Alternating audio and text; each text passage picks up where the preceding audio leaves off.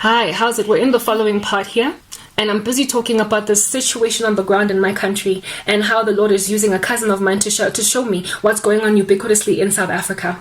How it is that there are people that are so stubborn despite being evangelized, despite God calling them, despite God reaching out his hand to take them out of the fire, despite the Lord dangling their head, keeping them suspended while they're dangling over the flames of hell, telling them, just let me pull you up. These people are deciding to go out with a shout, to go to hell with a bang. And the Lord showed me that there is an entity, a prince essentially, over the country that's causing witches to be this defeatist, that even though they've been caught, even though their stuff is no longer so popular, even though the country's fed up with them, they don't want to repent. They thought they were going to get away with this. They thought they could anonymously continue in this way, but they got busted. And in their being busted, they want to go out with a bang. They want to go out with a bang, you guys. And if this is your country, then I guess you might as well also be South Africa. Like, we are all in trouble in some way.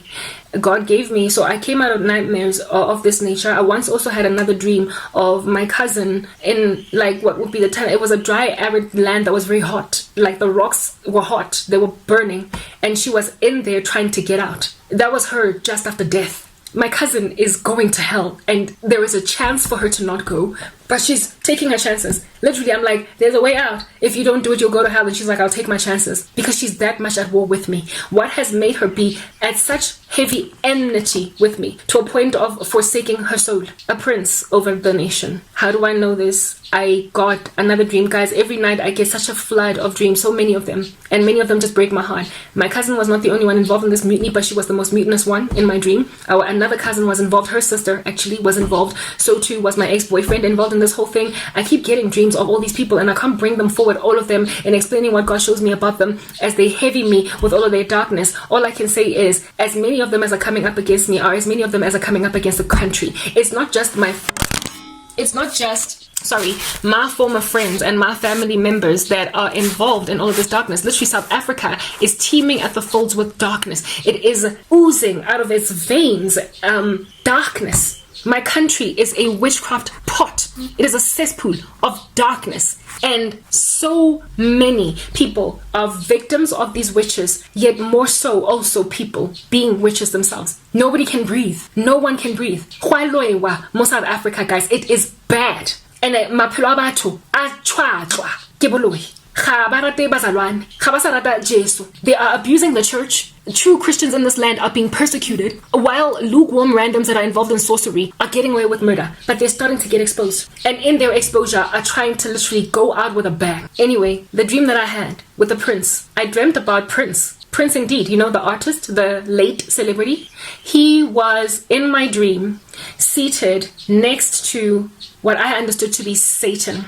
The devil was this animal. He was a beast. He was a beast, I guess, but like an insect. He was a giant bug, like a critter, a bug, yeah, but a giant one. And he was seated next to, and he had his clasp was that of a crustacean, a crab, but he was a giant bug.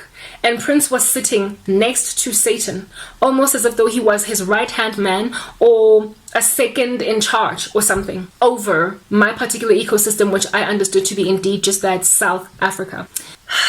Like, yeah, no, God shows Satan the way he is in my dreams. He shows people the way they are. Like, I don't see them looking all cute and beautiful, masquerading as an angel of light. I see them in their spiritual form. Prince, anyway, was sitting next to who I understood to be Satan, and Satan was a big fat giant bug, okay? And Prince, sitting next to him, still had that effeminate constitution that he wore when he was still alive. Even though he's a man. He was a man, okay? Still had that gelled up hair, that girly way about himself. But his eyes had two different colors. The one eye was red and the other eye was yellow. And his eyes were not only red and yellow, but they were like serpent's eyes, the eyes of snakes. You know how they've got the irises are these, they've got this like like spike, whatever, man. What is that shape called? Like two crescent moons. I don't know. There is a shape, there is a name for that particular shape anyway. He had the eyes of serpents, but they were different colors. The one was yellow and the other one was red. And he was just sitting there, oozing this kind of energy. And I woke up. And God was like, that is the prince that is over your country. Why did he use the artist Prince? Why did he use the celebrity Prince? One, because of his name. 2, because of his nature when he was alive, and 3, because of the fact that he's currently dead. So essentially, something dead, an entity that is also a prince in nature, in other words, a principality. You know how, like with the Prince of Persia? Something that is like that is sitting over the country, keeping the countrymen like this. Now let's think about the character of Prince. He was a man, and he was what he called heterosexual, but he was very effeminate. You would be confused as to whether or not he's straight or he is gay. Well, the Lord is showing me that there is a principality over the country that is effeminate in nature, in that it is causing our men on the ground to be very girly, and our men on the ground to be very unintervening, very irresponsible with their role as men, to basically stay the hand of wicked women.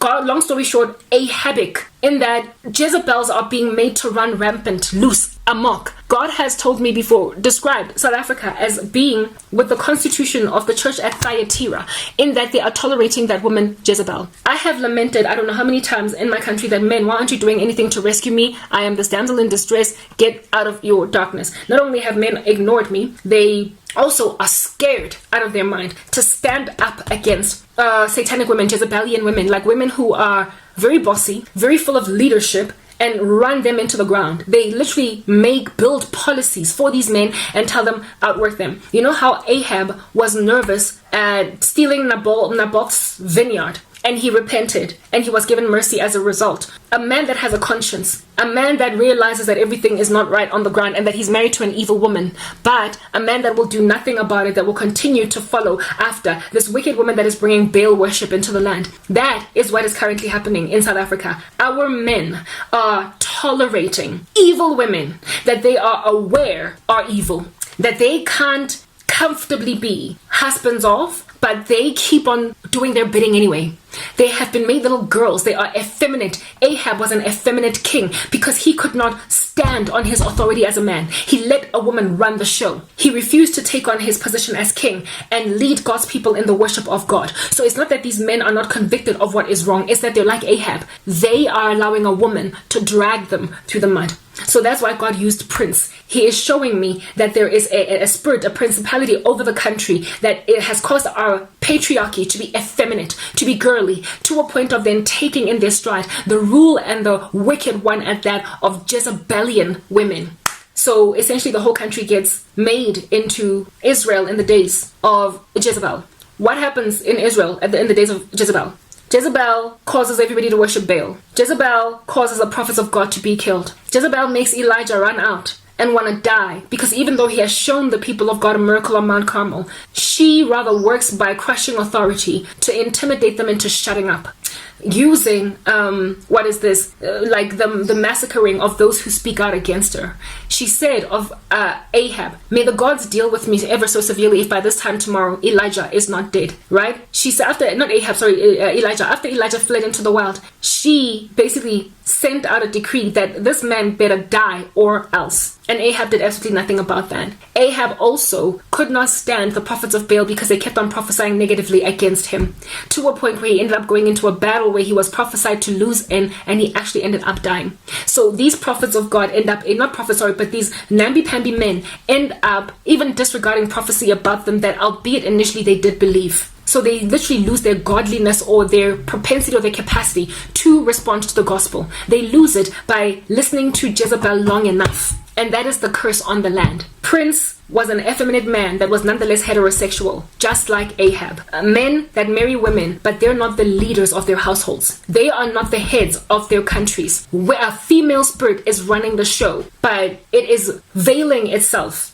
as in the background, when rather they're the ones that are running the show because their husbands are their mouthpieces. However, their husbands are namby-pamby. Next part.